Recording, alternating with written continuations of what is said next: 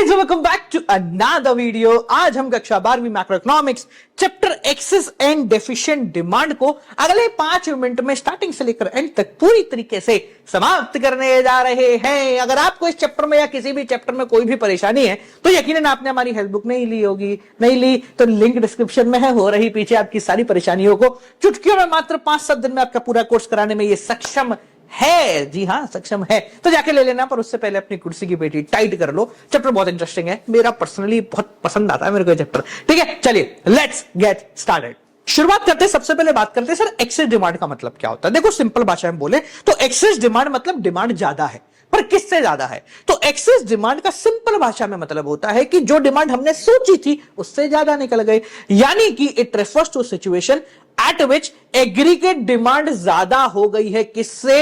At the aggregate demand जो हमने equilibrium level पे सोची थी, यानी जहां पर पिछले चैप्टर में अपन ने देखा था कि डिमांड और सप्लाई मिल जाते हैं। हमने एक डिमांड सोची कि भाई 100 यूनिट होनी चाहिए, उसके हिसाब से बना दी 100 यूनिट की सप्लाई, पर जब एक्चुअल डिमांड हुई तो वो उससे ज्यादा निकल गई। तो अगर स्टैंडर्ड डेफिनेशन बोले तो it refers to situation when aggregate demand is more than the aggregate demand required to establish full employment equilibrium. Full employment equilibrium मतलब जहां डिमांड सप्लाई बराबर होते हैं उससे भी ज्यादा डिमांड निकल जाना। जब एक्स्ट्रा डिमांड निकल गई तो उसकी वजह से महंगाई यानी कि इन्फ्लेशन आ जाएगा, जिसको बोलते हैं इन्फ्लेशनरी गैप। ये वो गैप है जो बताता है कि हमने सोची डिमांड यानी कि plan demand and actual demand के बीच में डिफरेंस आ गया है। अब ऐसा होता क्यों है? बेसिकली ये होने के कई सारे रीजन है। सबसे पहला कि आपने डिमांड बना दी, मतलब सामान को बना दिया है, बाद में पता चला कि प्रोपेंसिटी टू कंज्यूम बढ़ गई, यानी लोग ऐसे ही ज्यादा कंजम्पशन करने लग गए तो डिमांड ज्यादा हो जाएगी। सरकार ने एकदम से टैक्स कम कर दिए तो लोगों के पास पैसा आ गया तो डिमांड ज्यादा हो गई। एकदम से इंपोर्ट कम हो गए, बाहर से सामान आना बंद हो गया, कोरोना हो गया, लॉकडाउन, मतलब कुछ भी वजह हो गई जहां से बाहर से सामान आना बंद हो गया। तो जब बाहर से सामान नहीं आया तो हमारे बोले हमें तो सामान चाहिए, तो भारत का ही सामान खरीद लेते हैं, तो डिमांड ज्यादा हो गई। ठीक है, हमारे एक्सपोर्ट जो है वो बढ़ गए, हमें बहुत ज्यादा सामान बाहर भेजना पड़ गया। अब जब बाहर सारा सामान भेज दिया तो घर वालों के लिए तो डिमांड कम पड़ेगी, है ना, सप्लाई कम पड़ी जाएगी अपने को। अगला है कि इन्वेस्टमेंट इंक्रीज हो गई। अब जैसे ही इन्वेस्टमेंट करते हैं लोग, इन्वेस्ट ज्यादा करने लग गए तो वो रिटर्न पाएंगे तो उससे पैसा आएगा जिससे वो डिमांड करेंगे। और एक रीजन और होता है कि हमारी सरकार जो है ना वो एक खर्चा बहुत ज्यादा करने लग गई। सरकार ने बोला बहुत सारे प्रोजेक्ट ले आओ, लोगों में पैसा बढ़ दो। जब लोगों में फ्री फंड का पैसा आएगा तो ऑटोमेटिकली वो लोग डिमांड करेंगे। पर सर ये डिमांड जब ज्यादा हो जाती है तो होता क्या है? देखो, ज्यादा डिमांड होने का मतलब है कि हम इसको पूरा नहीं कर सकते, क्योंकि सप्लाई करने में, किसी चीज को बनाने में थोड़ा सा समय लगता है।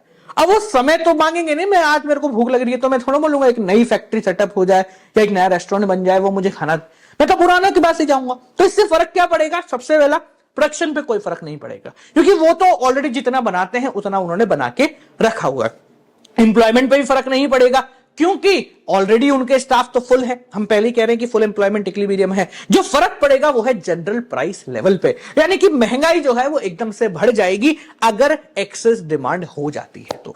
अब एक्सेस के साथ साथ में दूसरी डिमांड की बात करते हैं जो कहती है डेफिसिट डिमांड, यानी कि ऐसा भी हो सकता है कि हमने सोचा कि 100 यूनिट की डिमांड होगी, उसके हिसाब से हमने सप्लाई बना ली, पर जब एक्चुअल डिमांड हुई तो 80 की हो गई। जैसे कोरोना के समय में किसी को नहीं पता था कि लॉकडाउन आने वाला है, तो सबके स्टॉक जो है वो फालतू पड़ रहे, खराब हो गए। तो what is deficit demand? It refers to situation when aggregate demand fall short of, कम हो गई, किससे?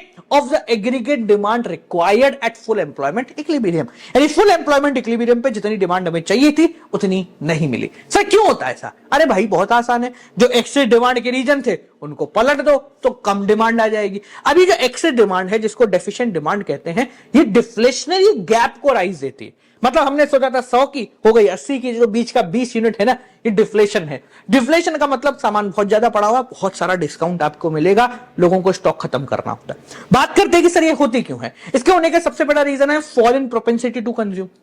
लोगों ने कंजम्पशन करना ही बंद कर दिया, कोरोना आ गया, लोगों ने कहा पैसे बचा लो, डिमांड कम हो गई। ठीक है, टैक्स बढ़ गए, जब एकदम से टैक्स इंक्रीज हो जाएंगे तो लोगों के पास पैसा नहीं बचेगा तो डिमांड कम होगी। इंपोर्ट जो है वो बढ़ गए, बहुत सारा सामान बाहर से आने लग गया, घर वाले बोले भैया हमारा खाना तो खत्म ही नहीं हुआ, तुमने बाहर से और ऑर्डर कर लिया। Next, fall in export, export कम हो गए, तो जो सामान बना था बाहर जाने के लिए वो बाहर ही नहीं जा पाया, तो घर वालों को ही खाना पड़ेगा। अगला है कि लोगों ने इन्वेस्टमेंट करना कम कर दिया, लोगों ने पैसे सेविंग करना शुरू कर दिया, तो जब लोग सेव कर लेंगे तो आपके पास डिमांड आएगी नहीं। और साथ साथ में जब सरकार बोले कि नहीं भैया हम अभी लोगों को एम्प्लॉयमेंट नहीं दे रहे क्योंकि हमारे पास है ही नहीं देने को, तो फिर डिमांड कम हो जाएगी।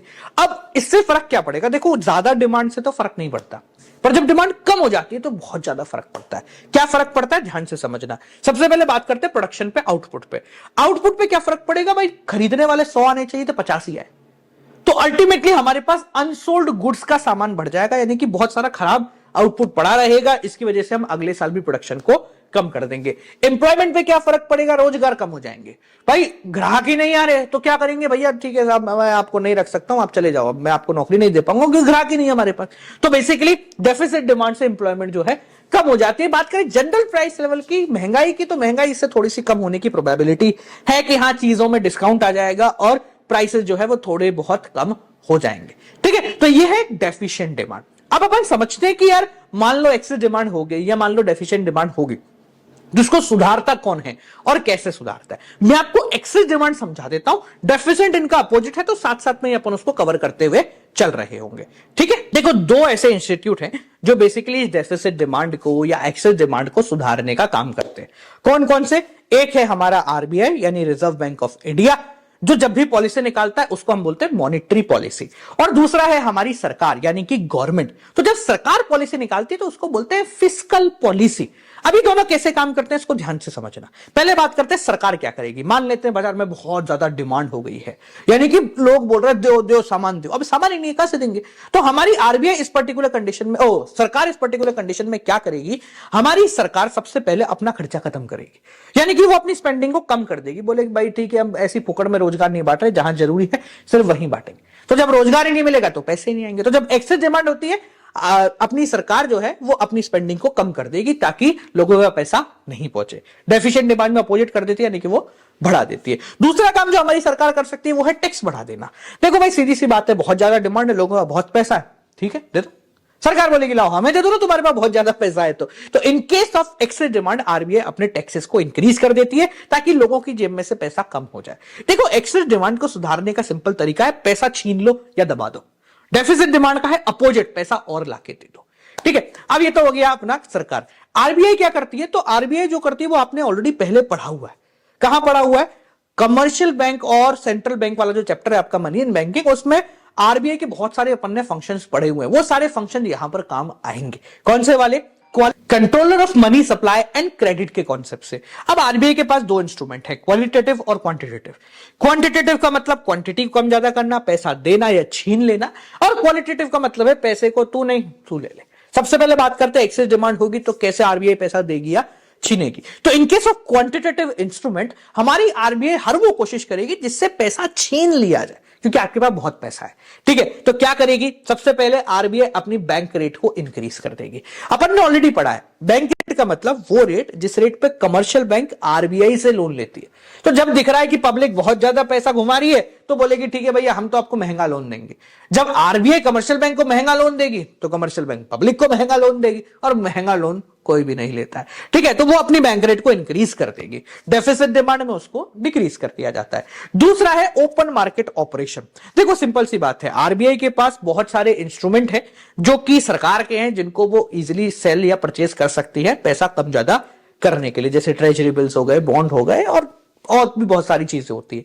तो in case of excess demand RBI क्या बोलेगी? भाई बाजार में बहुत ज्यादा पैसा है, ठीक है, सरकारी जो है बॉन्ड किसको चाहिए? 10% का ब्याज मिलेगा, तो वो बेच देगी उसको। जब वो बेचेगी तो उनका सारा का सारा पैसा आरबीआई की जेब में आ जाएगा, उसको ताला मार के रख देगी। तो in case of excess demand RBI जो है सेल करती है, और डेफिसिट डिमांड में वो बेसिकली परचेस कर लेंगे। तीसरा है एलआरआर, लीगल रिजर्व रिक्वायरमेंट, यानी कि आपने जो पैसा बैंक में जमा कराया उसका छोटा सा हिस्सा जो कमर्शियल बैंक अपने पास या आरबीआई के पास जमा करा देता है। जब मार्केट में एक्सेस डिमांड है तो आरबीआई बोलेगी ठीक है, इनका पैसा छीन लो। और छीनते कैसे है? बहुत सिंपल है, आरबीआई इनकी एलआरआर की, सीआरआर की, एसएलआर की रेट को इंक्रीज कर देगी। जैसे ही रेट बढ़ी, मनी मल्टीप्लायर की वैल्यू कम हो गई और पैसा मार्केट से खत्म हो जाएगा। दूसरा आता है क्वालिटेटिव इंस्ट्रूमेंट, यानी कि ऐसे इंस्ट्रूमेंट जिनका यूज आरबीआई करेगी इन ऑर्डर टू घुमाना मनी को, इधर की जगह इधर लगाना। जिनमें सबसे पहला आता है मार्जिन रिक्वायरमेंट। अब मार्केट में बहुत ज्यादा ही डिमांड हो रही है तो आरबीआई बोलेगी मार्जिन को बढ़ा दो।